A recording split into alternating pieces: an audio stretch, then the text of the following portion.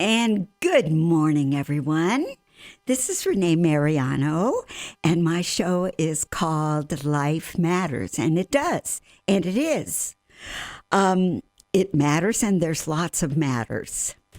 And on my show today, I have Renee Sexton, and Miereanu. I'm going to introduce her for a minute before I play my opening song. Thank you so much for being here, Miereanu. Thank you for having me, Renee. And we're going to talk about something that some people don't want to talk about, but it's really great to inform people about what you do and what you love. And so I'm going to say it. Okay, ready, everybody? It's green burial. Burial. Yeah. And it's a wonderful thing to know about for many reasons. And we're going to find those reasons out as we do this show. So I always play because I want everyone to know the secret of. So here we are. Now you know the secret of life. Now you're going to learn about green burial. So, welcome, Miereanu Sexton. Thank you. I have a few questions, but first, I'd like to know a little bit about you, so our listeners know, something about your life. Sure. Yeah. Well, I've been living here in Ashland, for a little over 12 years now with my family, and I have a husband and a dog and a cat, and I have been. One thing I love about living in a small area is the ease with which it is to get involved and to be active and to really be a member of a community. And that's something that I really value and take advantage of. You just got misty eyes, so I know you mean that very deeply. Good. Yeah. Good. And so what you do before you, we'll find out more about the Forest Conservation Burial Ground and the Forest website, which is the Forest. It's the forestconservationburial.org. The Forest, write this down. Conservational Burial.org. Yeah. Good. I mean, we nobody gets out of this alive, so we might as well figure out. That's right. Keep it light and figure out what we want to do with this temporary mind-body organism. Yeah. So, and talking about it doesn't kill us. No. Oh my goodness, that's a new one for me. I will use that. No, talking about it doesn't kill us at all. Yeah. So, how did you come to be a sexton at a natural burial ground? Yeah. Well, in some ways, it when I think about it, in some ways, it's bizarre to me that this is my current profession. And at the same time, I'm like, oh yeah, when I started in college, I studied natural resources and natural resource interpretation. And my work was about helping people to come out and access nature and then understand, what was happening in the natural world and to learn about it with the intention of forming a connection with it. So in that way, my role as a sexton, specifically at a natural burial ground, is sort of not that different from that original work that I started, 22 years ago in college. But in between, I was a teacher and a special educator and did a lot of outdoor environmental education and odd jobs here and there. So lots of different things. And have been connected with Willowwood Ranch, where the cemetery is located, for about almost since we've lived here. I used to help coordinate a teen girls camp with the Rose Circle Mentoring Network there, now Rogue Valley Mentoring. And my husband and I were married there in 2014. And so at Willowwood, this whole outdoor people. Camp. Yeah, so beautiful. It was really the wedding of my dreams. And and I heard, a little over 2 years ago that they were starting to talk about, creating a natural burial ground, and just kind of joined in the beginning planning meetings. And last June, we got our permits and everything in order and opened and had our first burial at the end of June. Wow. Yeah. Wow, what a phenomenal women that are involved there. Yeah. Hello. Yeah, they're amazing. They're amazing. This is a small town where you can get to know each other. You've been here 12 years and so have I. Yeah. Wow. Just 12. Wow. Yeah. Uh-huh. We fell in love with this town. Yeah. I did. Yeah. I just went, this is my home. Yeah. And dropped everything and came. Yeah. It's a pretty sweet place. You too, huh? Yep. Yeah. So I have something that I have to read. Mm-hmm. I have a few things I have to read, but this I have to read. So this is KSKQ 89.5 FM Ashland and 94.1 FM Medford. So we have a big listening audience. I always pretend I have one person that definitely is listening. And so any views or opinions expressed are solely those of the host, that's me, and the guest, that's you, and not necessarily represent those of KSKQ and the Multicultural Association of Southern Oregon. It's KSKQ's mission to produce community radio that empowers the residents of the Rogue Valley, building sustainable and resilient communities through the exchange of ideas and the celebration of cultural diversity. Mm-hmm. Isn't that good? Mm-hmm. I like that. Yeah. I love reading that.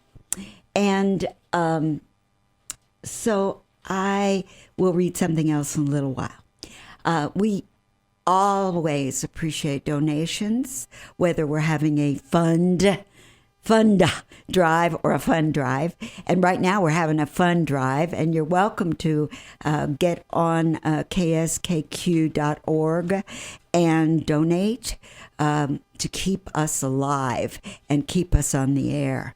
So, how Miereanu Perry Sexton? That's right.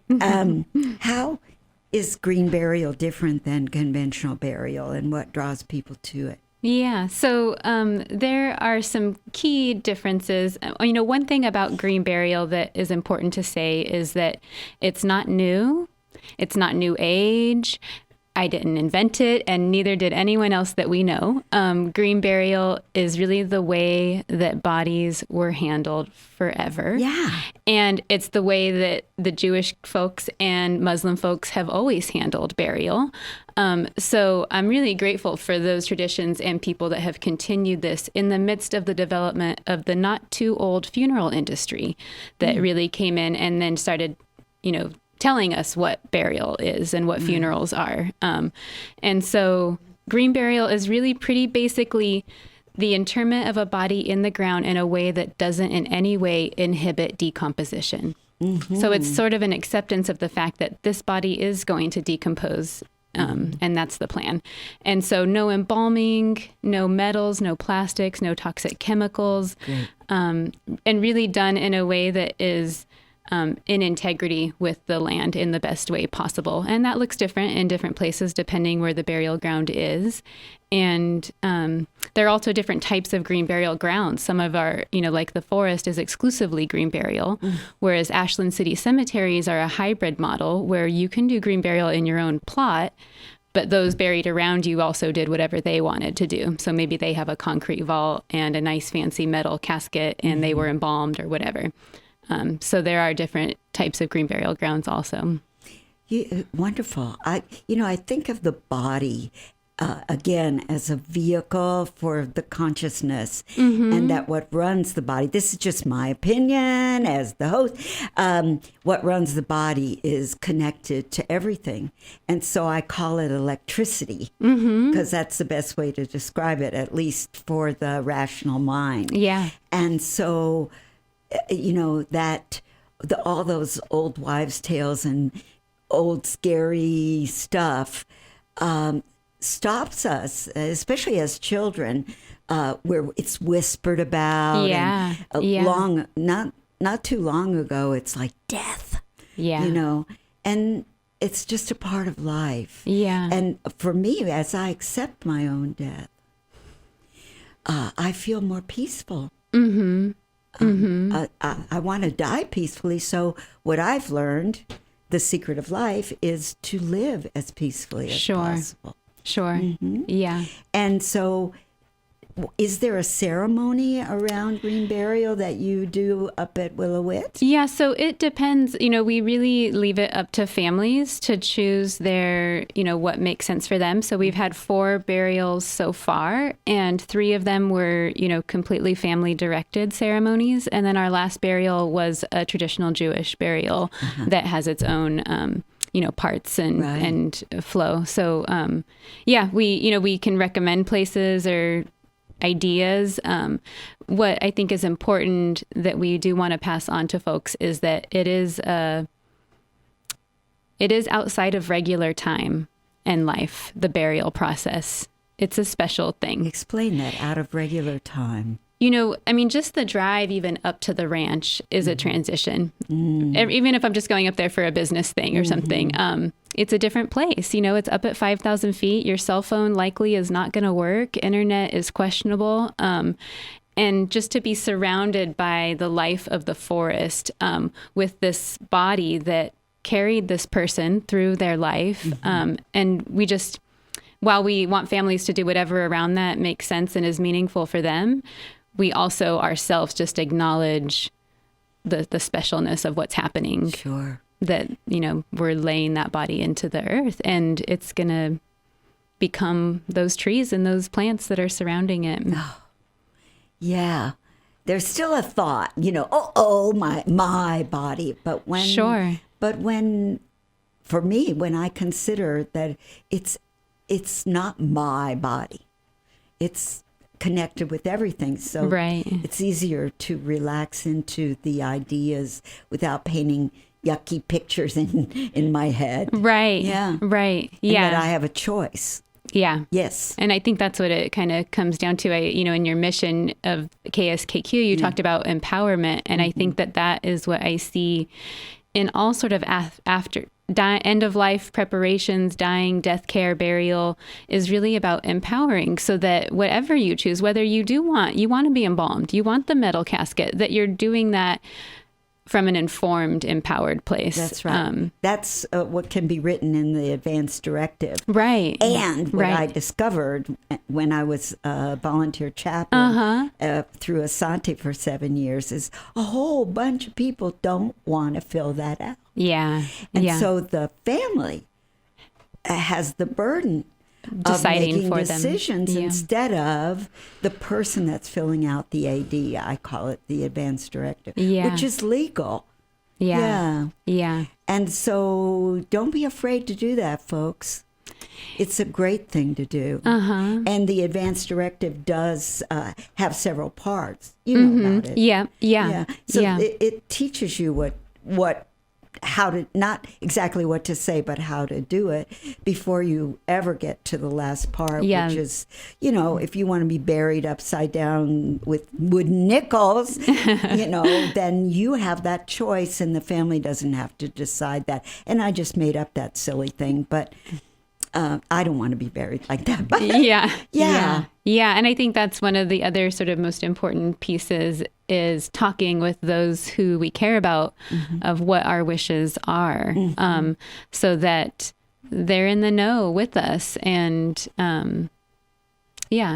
sometimes family, I know my kids say, I don't want to talk about it, Mom. You know, you're too interested in your death, you know, kind of thing. Sure. Yeah. And it's like, but so it's really important to talk about what we want. And there are all kinds of tools out there to help that, because I think that's a pretty normal reaction. Most people, especially someone they love. I mean, your mom, of course, but I think that there are tools like the Conversation Project or Death Over Dinner. Or there's some cool things. Talk about those. Yeah, so they're just kind of guides and tools for bringing up the conversation. Where do you find those? If you just Googled the Conversation Project, you would come up with a little workbook. Wow. And it's talking about what you want for your end of life, in your death, for your disposition. And Death Over Dinner is another cool program that you can also create yourself. And it's just to get everyone to share, what do you want people to say about you after, you've died? Your own epitaph. That kind. Yeah, exactly. Yeah. So just ways of, I think it takes some persistence and some encouraging for some folks. And also for people that are really not going to open up to it, letting them know where you've written it down and where that is, and that they can consult that paper copy when the time comes. Usually we give the advance directive to our doctor and to local hospitals. Yeah. And they just put it on their system. Yeah. And keeping a copy at home and giving a copy to, whoever the healthcare representatives that you appointed on that document. And So Death Over Dinner, I want to talk about that a minute. Yeah. From what I have heard is you wait till Christmas or Easter dinner or one of those dinners where it isn't a macabre thing to talk about, and it can be very brief, but you have your whole family, hopefully you have your whole family there, and just to be able to bring it up for 5 or 10 minutes, not a very long time, and say that, guys, this is what I'd like to happen. And then let it go. Say it's written down somewhere, blah, blah. Yeah, good. Yeah. Yeah. So what options do we have in the Rogue Valley for green burial? So we're pretty fortunate in that we have options. Yeah. And so we have, maybe you've seen the one out at Immigrant Lake, or there's kind of one in every area, these pioneer cemeteries that were sort of the first burials of, the pioneers that came here. And so those are places where you can really do whatever you want in your spot that you purchased. And so we just had a green burial out at Rock Point Cemetery in Gold Hill, which is a pioneer cemetery, for a dear friend of mine this past October. And we did it all. He was buried in some old, beautiful sheets that he had, and just really simple burial. The excavator, Tim, was there to help us out as needed. And it was really a kind of DIY sort of thing. We didn't hire a funeral home. What's DIY? And do it yourself. We didn't hire a funeral home to do any of the pieces except the paperwork. And so that's an option, our pioneer cemeteries, and you can find where those are online and who to contact for that. Also, the City of Ashland cemeteries are hybrid cemeteries, so you can do green burial in your own spot. And if you are hiring a funeral home, it's important to let them know that you are wanting it to be as green as possible, just in all the processes that, the preparing the body, the dressing, the container, the shroud, that kind of thing. A lot of people wash the body. That's right. That is a beautiful process. Yeah. Right? And again, in our state, actually in most states, it's completely legal and safe to do all of our own after-death care.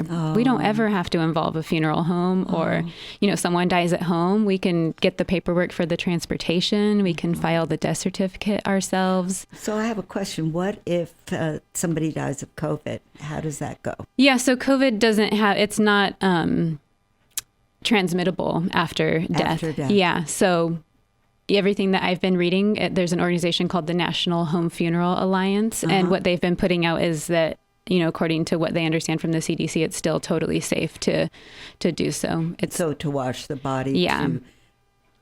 Keep them at home on dry ice if you want. It's so weird. I know. It's one of those things, that I studied for years and thought about, and then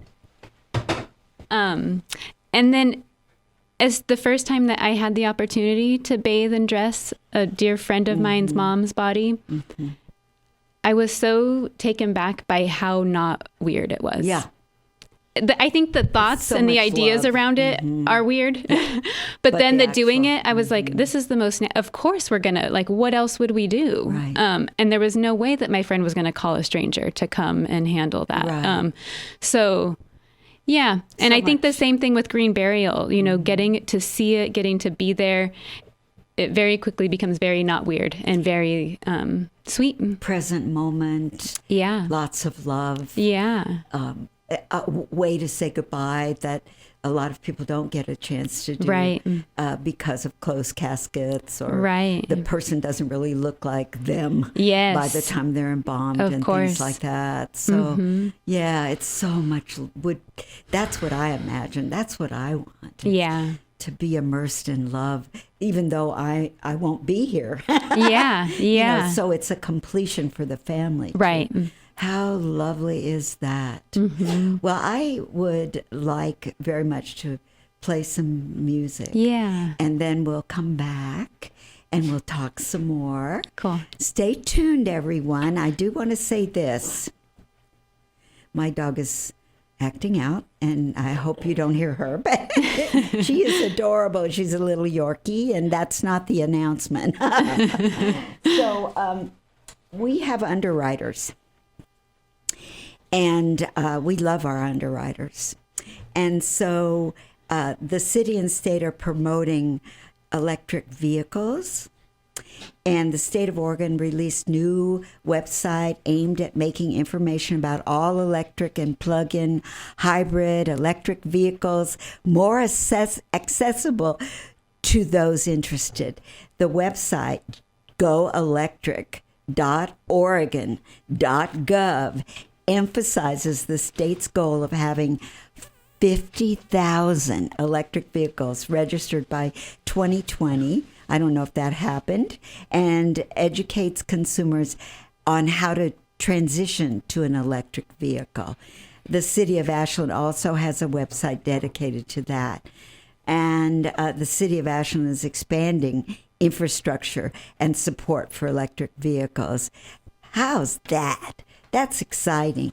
Okay, everybody, I'm going to do my best to play some music, and then we'll come back to Marianne Perry Sexton.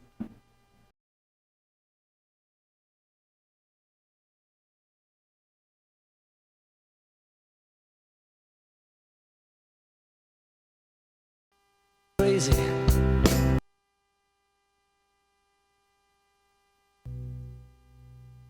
And we're on our way back home. Yes, we are. Every moment. So, I have more questions for you. What is the story of the... first of all, I want to say, I love the way you answered your cell phone when I thought you weren't here and I called you and you went, what did you say?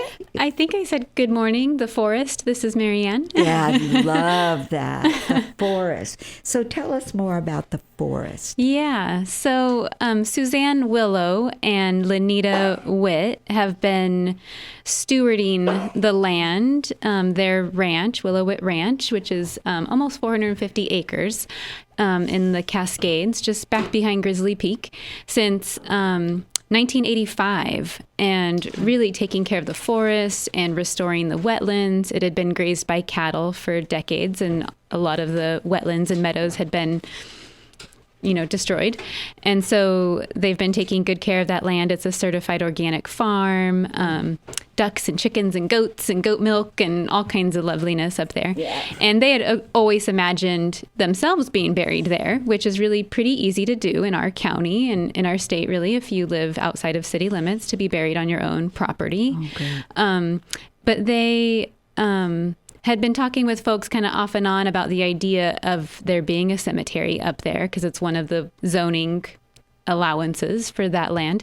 And they were approached by a dear friend of theirs and mine named Pat Gordon a couple years ago, who really wanted a truly green burial, not a hybrid, not something in between. She wanted to be buried in the forest, really just in a simple shroud. And that prompted them just over 2 years ago. January was 2 years that I connected with them again, of just a group of us meeting and figuring out how does one create a cemetery? What does that look like? And being that we're the first new cemetery in Oregon in 53 years, Whoa, what? there weren't a lot of people to ask how one creates a new cemetery. Wow, 53 so we've really years. been figuring it all out together. And like I said earlier, it was June that everything, all the permits and everything finalized, and we had our first burial. Wow. So this forest conservation burial ground. Tell us, describe it. Tell us more so about it. it's 18.4 acres, and it's right at the entrance to the ranch. And I will say that the ranch and the cemetery is open during daylight hours pretty much every day for anyone just to come up there and on their own and visit. No dogs allowed because they have some big guard dogs for their livestock that you don't want to mess with. Nope. Actually, they're very sweet and lovely, but they won't tolerate other dogs.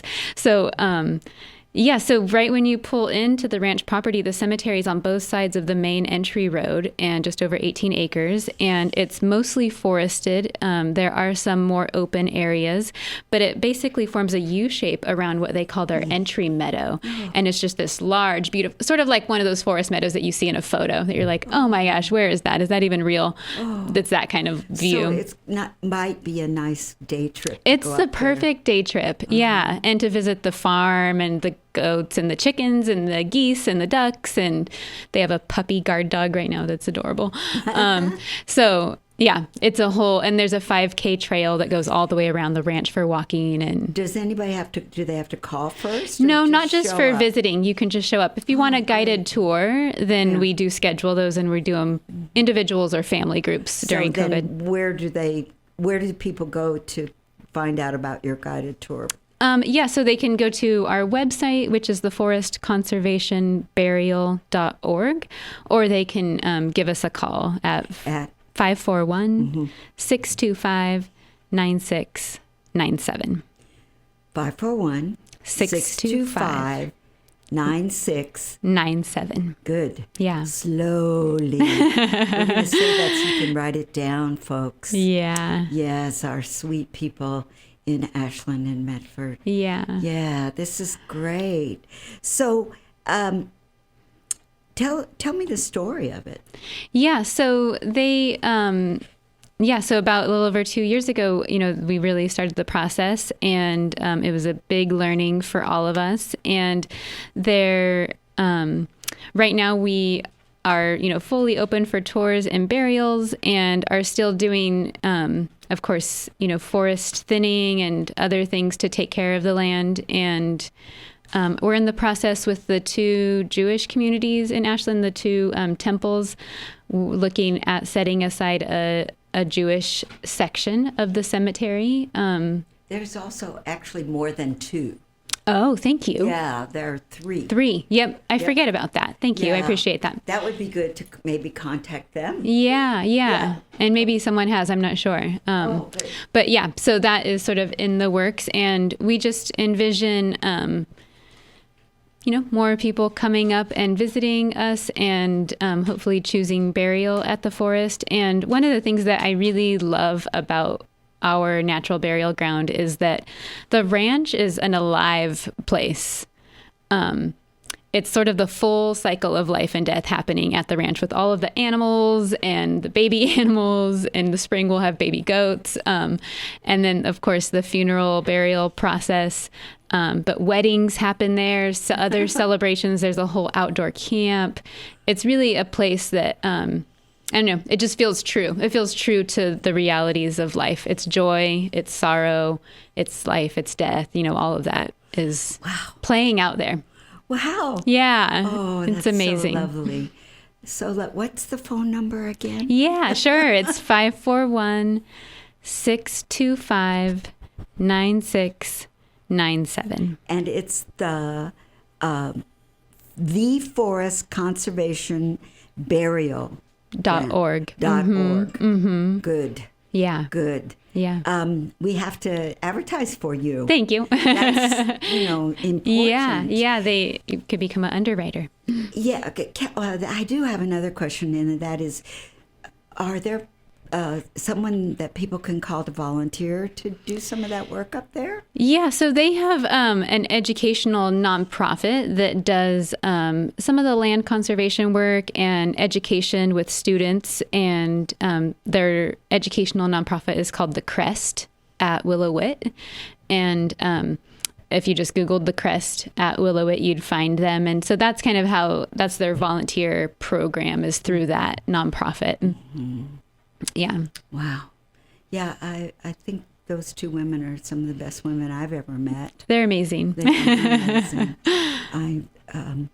I also want to find out about, you said LDA. Yeah. What is LDA again? Yeah, so LDA is the Living Dying Alliance of Southern Oregon, and their website is livingdyingalliance.com. And they do all kinds of death education for the community. Mm-hmm. And this next week, in fact, on Thursday, February 11th, they are hosting me actually to be one of their presenters to talk about green burial. Is it a Zoom? It's a Zoom. Zoom. So they, on their website, livingdyingalliance.com, you'll find the link to register for that. It's free presentation to get information about green burial and a little bit about home funerals also.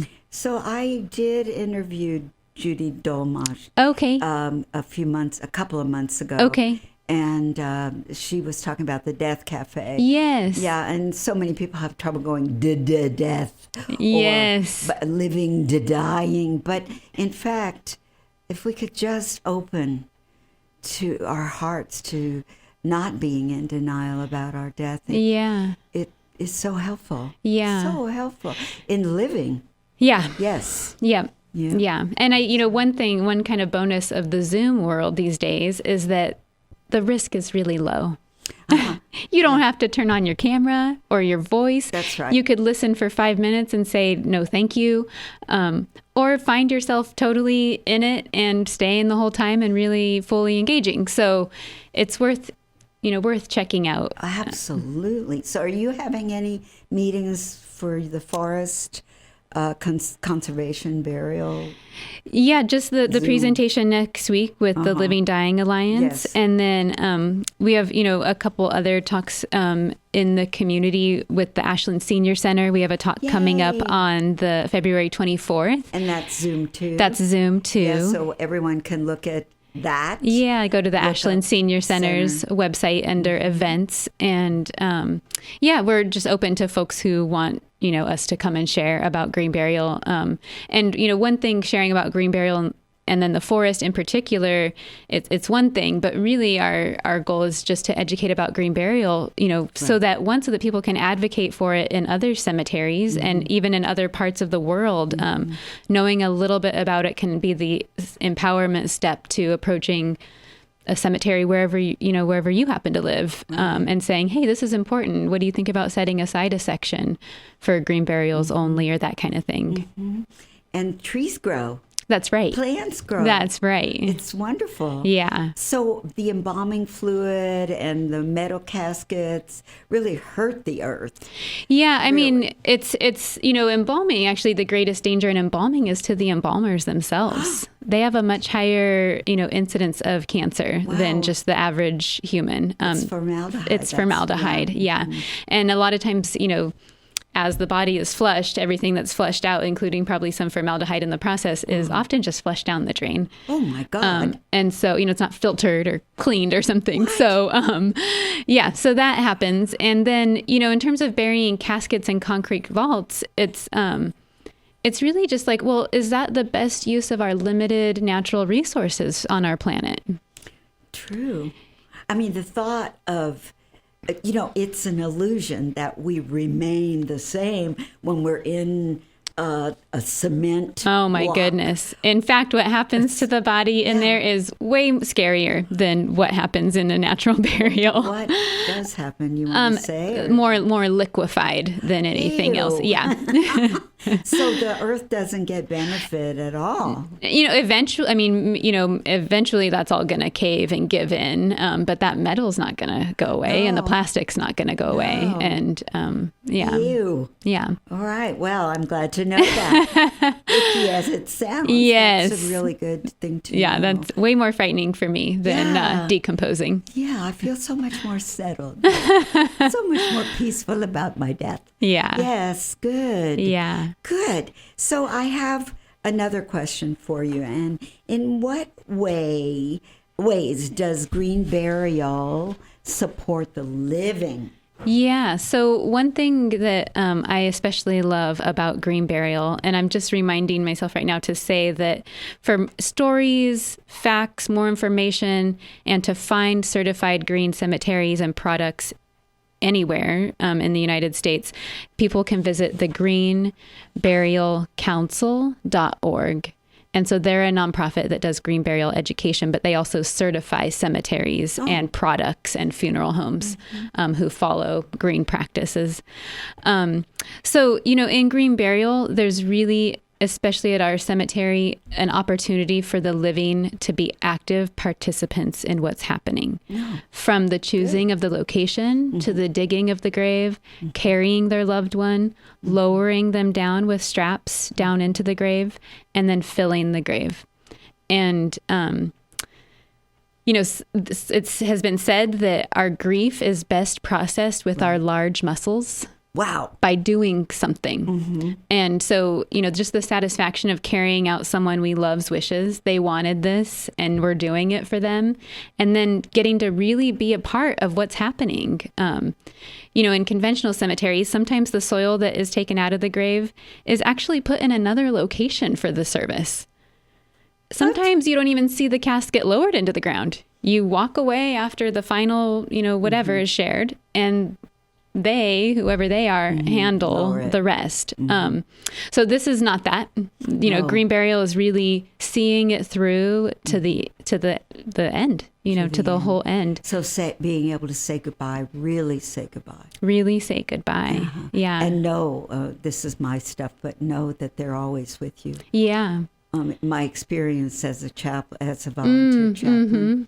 I sometimes would feel when someone was dying, I'd feel them up on the ceiling. That sounds woo-woo to some people, but, it's incredible how we move out of, at least I think this, and it's happened many times in my experience, that we just kind of lift out long before the body's buried.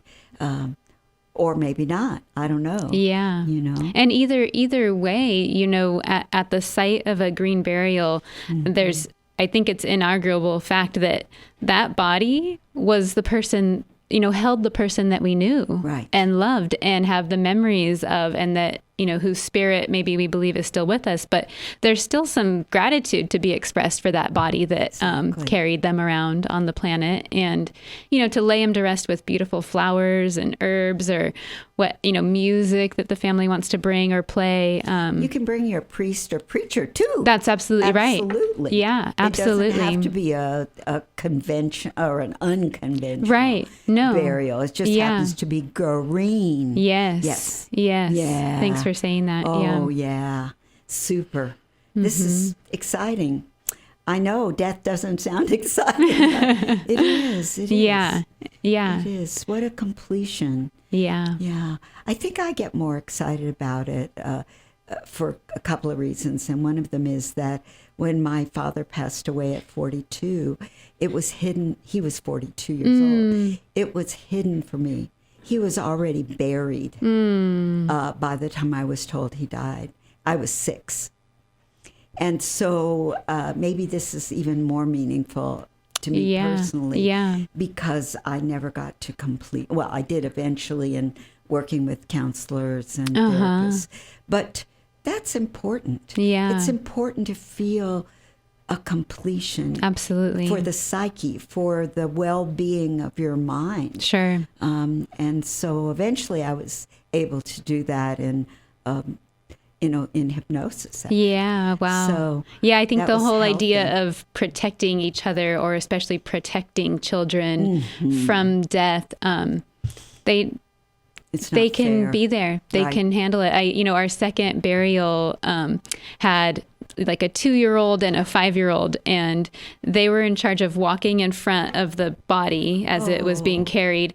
And they were supposed to be looking for large rocks to tell the people that they could trip over. They were easily distracted by the wild strawberries lining the path as we were heading. So they became more wild strawberry hunters than anything else. And, it was their grandfather. And while it was a sadness for sure to have lost him, they were also still participating in life. Yes. You know, there was still the allure of a wild strawberry. Yes. Isn't that beautiful? I loved it. Oh, my goodness. Yeah. I love your stories. Yeah. I'd love to have you back sometime in the next few months. Yeah, thank you. This year, 2021, Yeah. if you'd like to come back. It would be wonderful. Yeah. I would like to read a poem. Please. And then I'm going to play some music. So I want to thank you from the bottom of my heart for giving me more information and our listeners more information of how lovely this experience of life can be and death. Thank you. It's my pleasure. You. Yeah. Such a wonderful experience. I hope everyone enjoyed themselves and are still listening as I read this beautiful poem I found.